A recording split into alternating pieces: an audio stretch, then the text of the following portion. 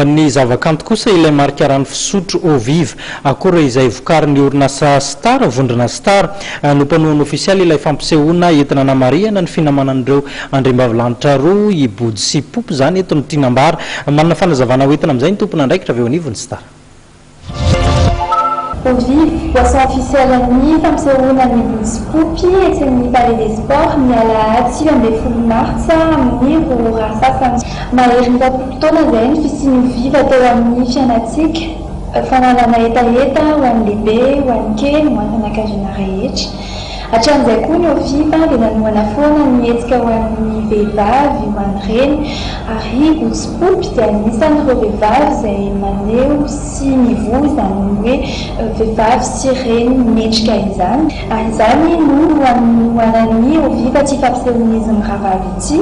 Fampisehoana dia ahafahan'ny fianakaviana rehetra hiala voly sy hiaraka hirahira ireo hiran'izy miravavy izay nahafantarana anazy hatramin'izay. Ny fampisehoana Body sy Popo izany moa dia isaky ny 10 taona ihany ka namariana izany dia hanome fanomezana ho an'ireo mpankafy rehetra izay ho tonga eo an-toerana amin'ny andro ny eau vive ka dia nentina antsika rehetra ho tonga maro. Fazai rehetra no kendreko mandary adino koavoko ianao no masaka